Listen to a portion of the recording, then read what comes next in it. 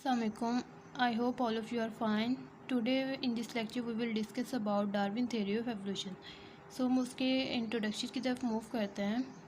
Charles Robert Darwin scientist था जिसे father of evolutionary biology कहा जाता है। उसने अपनी फेमस बुक में ऑन द ओरिजिनल स्पीशीज जो उसकी बुक थी उसमें उसने कहा था कि all species on earth have single common ancestor. मतलब कि उसने कहा कि अर्थ पर मौजूद जितने भी स्पीशीज़ हैं ऑर्गेनिजम्स हैं उनका इंसेस्टर जो हैं वो सेम थे। वो एक ही इंसेस्टर स्पीशीज़ से ओरिजिनेट हुए हैं। जितनी भी स्पीशीज़ अब मौजूद हैं अर्थ पर उसने ये कॉन्सेप्ट दिया था। इसके अलावा उसने कहा था कि traits that help an organism survive and reproduce become more common over generation. मतलब कि ऑर्गेनिजम्स के वो ट्रेड्स जिन्होंने उनके सर्वाइवल में और रिप्रोडक्शन में उनकी हेल्प की वो जनरेशन ओवर जनरेशन जो है ट्रांसफ़र होते गए। दूसरा कंसेप्ट उन्होंने ये दिया था। इसके अलावा उन्होंने अपनी बुक में नेचर सिलेक्शन की थ्योरी को भी इंट्रोड्यूस करवाया था जिसे हम नेक्स्ट एक्सप्लेन करेंगे। Theory of nature selection. Theory of nature selection में क्या कहा था कि organism that are better adapted to their environment are more likely to survive and reproduce. Darwin ने कहा था कि वो ऑर्गेनिज्म जो अपने इन्वायरमेंट में किसी भी कोई भी चेंजेस आए उनको ज़्यादा अच्छे से अडॉप्ट करें वही सर्वाइव और रिप्रोड्यूस अच्छे से करते हैं। मीन्स के इन्वायरमेंट में कोई भी चेंजेस आए क्लाइमेटिक चेंजेस हो वो या कोई भी और चेंजेस हो उसको जिस ऑर्गेनिज्म ने ज़्यादा अच्छे से अडॉप्ट किया वही ज़्यादा सर्वाइव और रिप्रोड्यूस करते हैं। डार्विन ने नेचर सिलेक्शन में ये अपना कॉन्सेप्ट दिया था। Darwin propose that evolution happens through a process called nature selection. उसने कहा था कि एवोल्यूशन का जो प्रोसेस है वो नेचर सिलेक्शन के थ्रू ही जो प्रोसेस है उसके थ्रू इवॉल्व हुआ था। की पॉइंट्स हैं इस थ्योरी के नेचर सिलेक्शन की वो क्या थी। वेरिएशन। फर्स्ट है वेरिएशन। वेरिएशन में उसने क्या है कि वेरिएशन कहते हैं चेंजेस डिफरेंस को। तो डार्विन ने बोला था कि every species has slight differences between individual. Species कहते हैं ग्रुप ऑफ इंडिविजुअल्स। मतलब एक ही पॉपुलेशन में जितने भी ऑर्गेनिज्म रहते हैं उन्हें कलेक्टिवली स्पीशीज़ का नाम दिया जाता है। तो डार्विन ने बोला था कि स्पीशीज़ एक ही स्पीशीज़ के जो डिफरेंट इंडिविजुअल्स होते हैं वो स्लाइटली डिफरेंट होते हैं एक दूसरे से। उनमें कोई ना कोई वेरिएशंस पाई जा रही होती है, डिफरेंस उनमें होता है।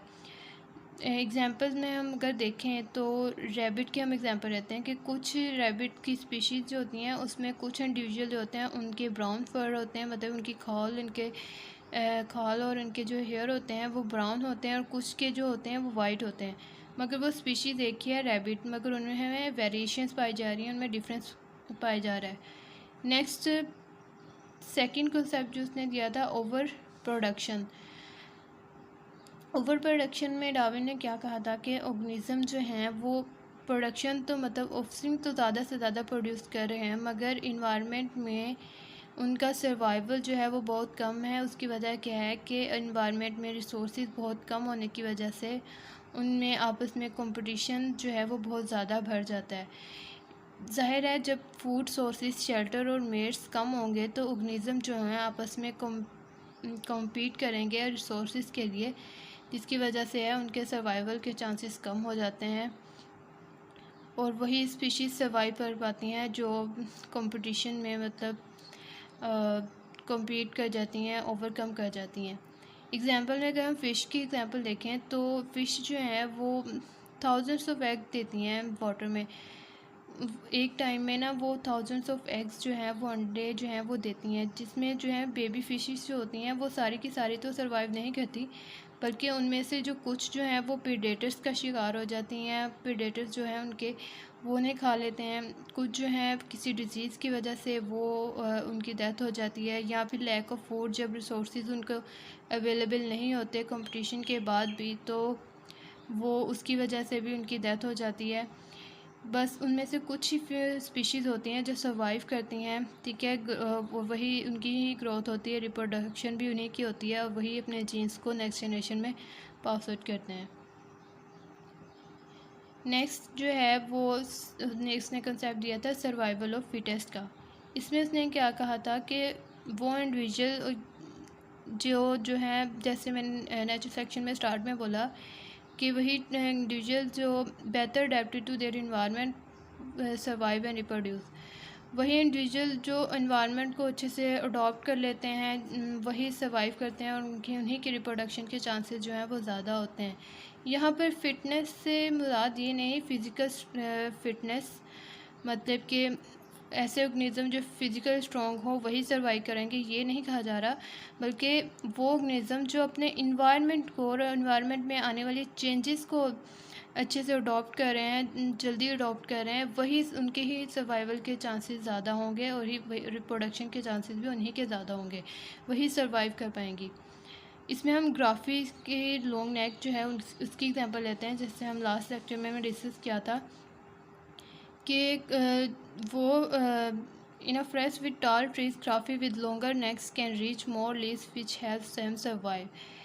वो ग्राफिक्स जिनकी जो थी नेक जो है वो लॉन्गर हो थी और वो जो ट्रीज़ हैं उनकी ब्रांचेस तक लीव्स तक उनकी नेक पहुंच रही थी, वही सर्वाइव कर पाए। ठीक है, उनकी ही सर्वाइवल चांसेस ज़्यादा हुए क्योंकि उन्हें रिसोर्स फूड जो है फूड रिसोर्सेज वो अवेलेबल हुए एज़ कम्पेयर टू उनके जिनकी नेक जो है बहुत मतलब स्मॉल थी और वो रिसोर्सेज तक नहीं पहुंच पाए, जिसकी वजह से वो इन्वायरमेंट में सर्वाइव नहीं कर पाए।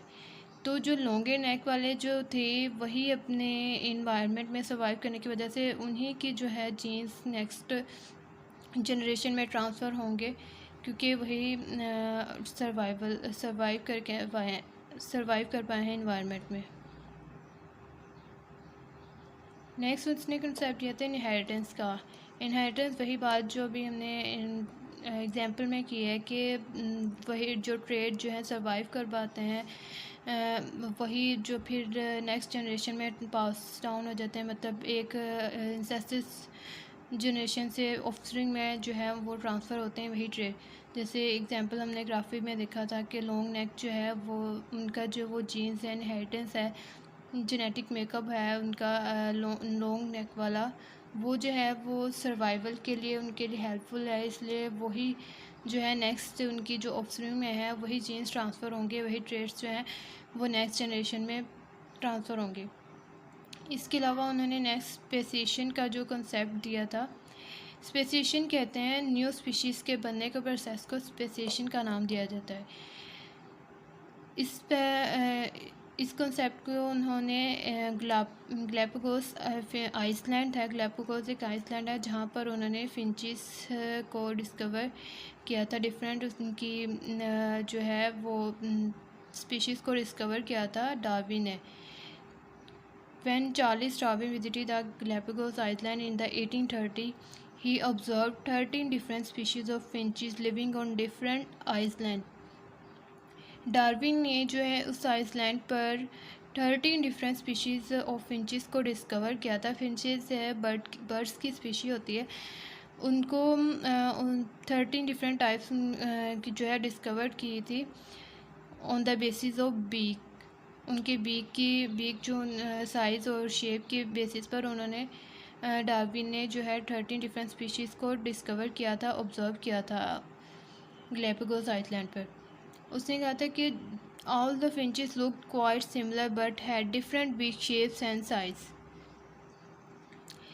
वो फिंचेस देखने में तो तकरीबन सेम ही थी, सिमिलर, मगर उनके बीक और में शेप्स और साइज़ में जो था वो डिफरेंस था, वेरिएशन पाई जा रही थी। और वो क्यों पाई जा रही थी, क्योंकि हर स्पीशीज़ जो थी वो डिफरेंट आइसलैंड और हैबिटेट में रह रही थी, जिसकी वजह से वहाँ की जो इन्वायरमेंटल अडॉप्टेशन वो भी उनकी डिफरेंट होगी, मींस कि उनके फूड सोर्सेज डिफरेंट होंगे।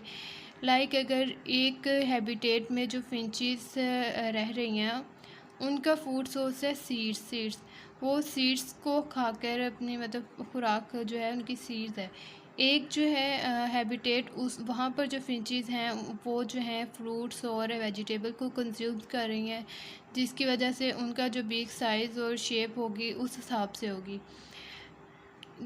एक हैबिटेट जो है, थर्ड हैबिटेट, उसमें जो है जो फिंचेस हैं वो प्लांट्स कंज्यूम करिए, फ्लावर्स, प्लांट्स के फ्लावर्स को कंज्यूम करिए, उनकी उस हिसाब से बीक की शेप्स और साइज़ होंगी।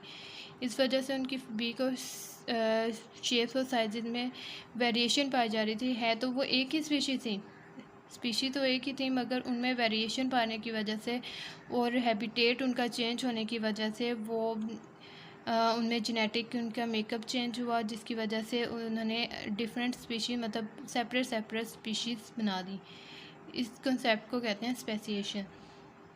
लाइक यहाँ पर अगर हम एक देखें तो डिफरेंट साइज़ है बर्ड्स का। स्मॉल बीक है, किसी की लार्ज बीक है, किसी के बीक साइज़ में और शेप में डिफरेंस है। तो ये on the basis of habitat और वहाँ के हैबिटेट में जो उनके अडॉप्टेशंस हैं, फूड सोर्सेज हैं, उनकी बेस पर जो है उनकी बीक और साइज़ और शेप हैं जो वो डिपेंड करते थे। सो ये था आज का लेक्चर। आई होप आप लोग के लिए हेल्पफुल रहे। सो अल्लाह हाफिज़।